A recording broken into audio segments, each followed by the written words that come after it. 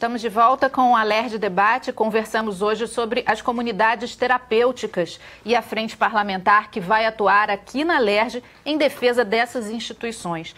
Deputado, queria que o senhor falasse um pouquinho como é que vai ser a frente, como é que ela vai funcionar, como é que ela vai atuar. Primeiro, ela é uma frente propositiva. Ela pretende desmistificar a realidade das comunidades e o potencial que elas têm para fazer um atendimento específico. Há 15 anos atrás, os dados já eram impactantes. Como, por exemplo, quem frequentava uma comunidade terapêutica, de cada 10, 7 eram recuperados, 3 voltavam para as drogas. O inverso de um CAPS.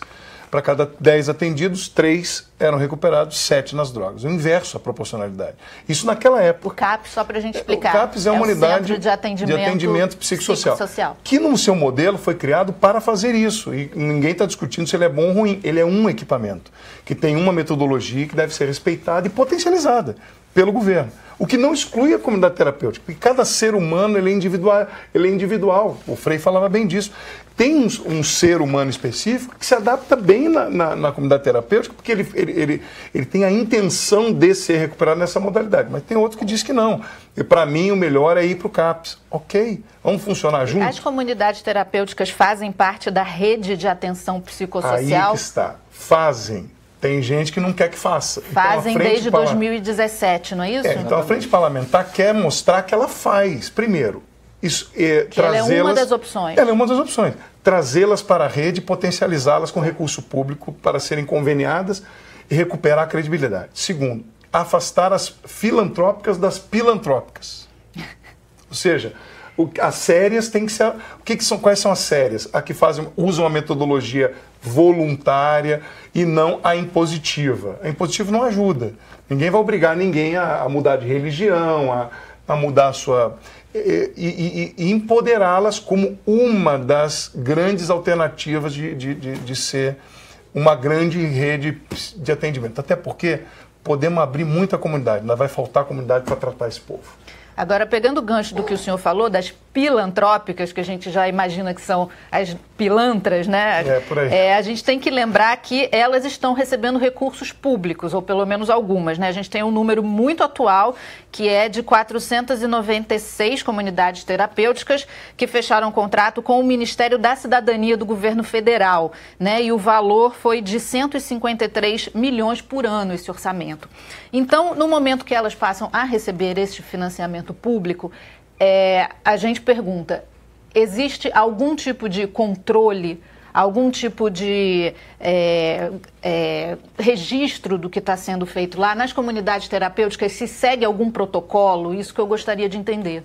Sim, para essas específicas que estão sendo regulamentadas pelo convênio com o governo federal, elas seguem um sistema, o CICT, que é um sistema que o governo federal fez para cadastrar essas instituições, que automaticamente inserem os acolhidos ali e traz para a rede da localidade uma parceria. A assistência e a saúde mental precisam ter ciência imediata dessa pessoa que está acolhida na instituição.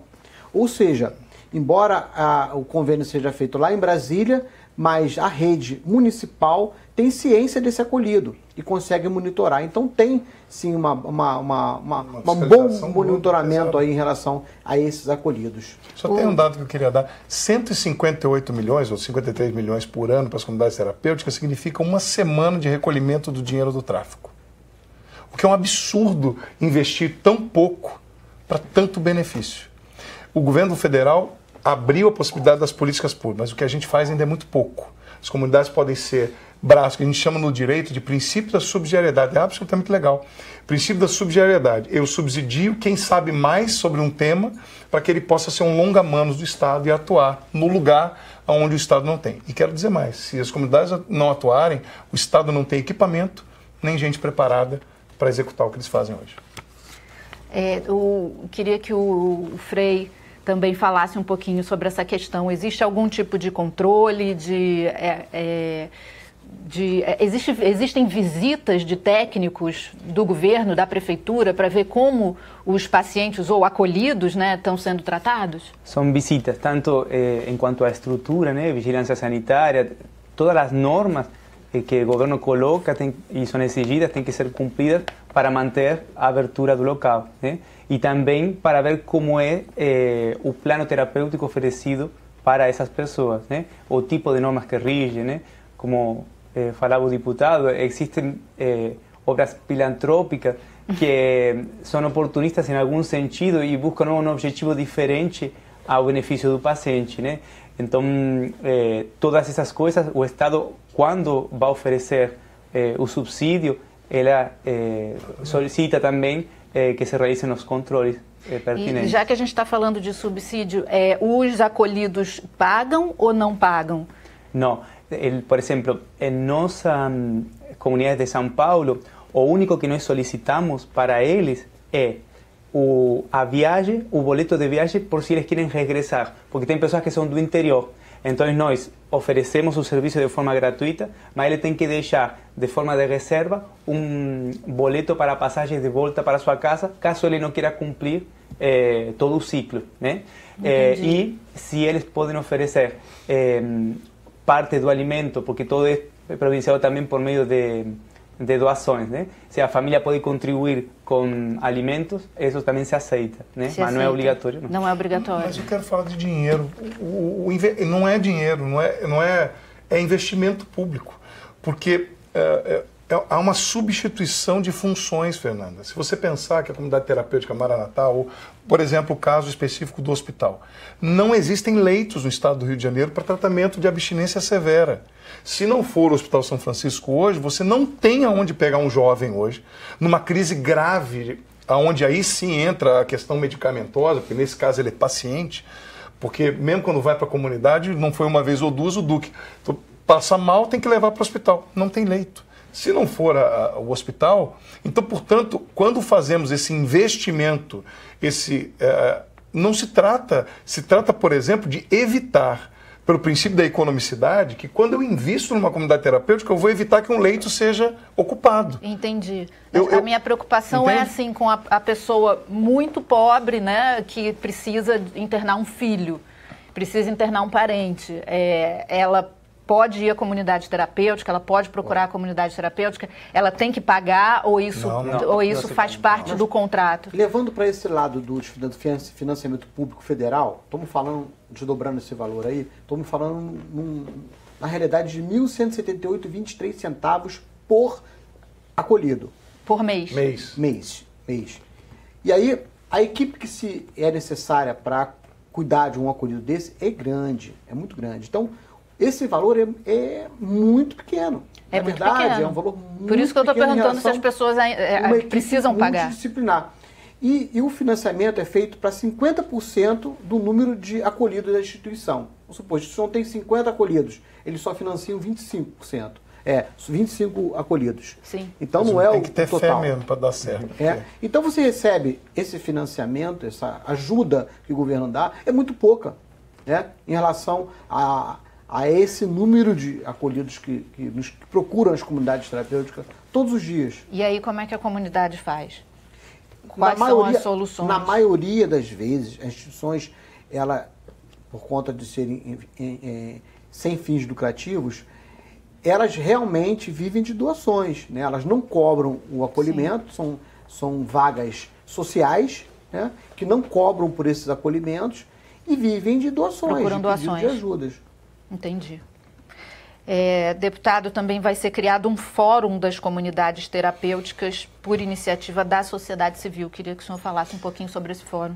O debate precisa ser realizado. Nós vamos chamar a sociedade para debater o tema, nós vamos chamar, não importa o credo, não importa a religiosidade, o que importa é a necessidade desse povo ser atendido.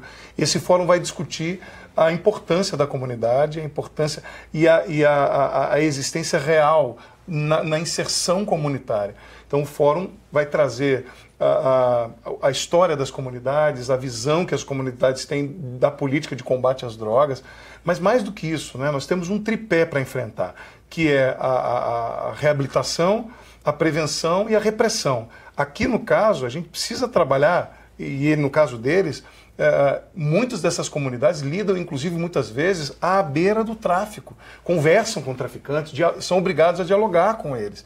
Então, tem inteligência para trabalhar a prevenção, agir o fórum, as comunidades agir nas escolas, porque se fizer um trabalho preventivo nas escolas, nós vamos evitar que as crianças usem drogas. Então é preciso investir no fórum para ter um futuro melhor para essas crianças, para esses jovens. Alexandre Duque, você quer completar com mais alguma informação? Sim, as comunidades terapêuticas, elas atuam na cena de uso, né? Onde as políticas públicas no seu desdobramento, elas acabam não atendendo, na maioria das vezes. E as comunidades terapêuticas, elas resgatam aqueles que estão lá em uso, ou onde não encontraria mais nenhum outro equipamento para que cuidasse. Por exemplo, recebi ontem uma pessoa que tinha acabado de ser atropelada, tinha tido alta no hospital, mas era usuário de crack e de cocaína e não tinha onde ficar. E ela foi para uma comunidade terapêutica, porque o hospital público não queria ficar com ele e não tinha nenhum outro local para ele ficar. Mas ele era compulsivo, em casa ele podia ficar porque já tinha vendido tudo e estava vendendo as telhas da casa. E ele teve que ir para uma instituição porque senão morria, né? E lá nós estamos cuidando dele até que ele consiga se restabelecer fisicamente, que não era o local certo para ele estar, né? Deveria estar num equipamento de saúde, mas é lá que ele está sendo cuidado, né? Está sendo restabelecida a saúde dele física. Aí sim ele dá continuidade num programa terapêutico. Essa frase é muito importante. O Estado não quis. E aí eles acolheram. Essa frase é emblemática. A família chorando, a família não tinha mais a quem recorrer. Não tinha mais a quem recorrer. E nós ficamos com ele, estamos cuidando da saúde dele, porque ele já tinha tido alta no hospital, né? Mas estava com a cabeça toda machucada. Então nós cuidamos dele e aí sim, na próxima semana, ele entra como um acolhido. Mas quem está fazendo o serviço de saúde é a comunidade. Então muitos desses estão correndo um risco de vida e que as comunidades terapêuticas estão salvando essas vidas. Obrigada, Alexandre. O Frei Leonardo quer terminar, falar alguma conclusão? Simplesmente convidar a sociedade, né, a que se interiorizem no tema. Também a convidar a que conheçam as comunidades terapêuticas que existem no Rio de Janeiro, que fiquem perto, que saibam realmente do que estamos falando. Eu acho que a experiência fala muito mais que nossas próprias palavras, né? E os testemunhos de todos aqueles que já se reinsertaram na sociedade, que hoje trabalham, que hoje estão reinsertos na família, graças a este tipo de terapia. Obrigada. Obrigada, Alexandre. Obrigada, deputado. Obrigada também a você que nos acompanhou. Para rever este ou outro programa da TV Alerj, acesse o nosso site www.alerj.rj.gov.br. Nós também estamos no YouTube. Entre na nossa página e acesse o conteúdo. Até a próxima. TV Alerj, o canal do Povo Fluminense.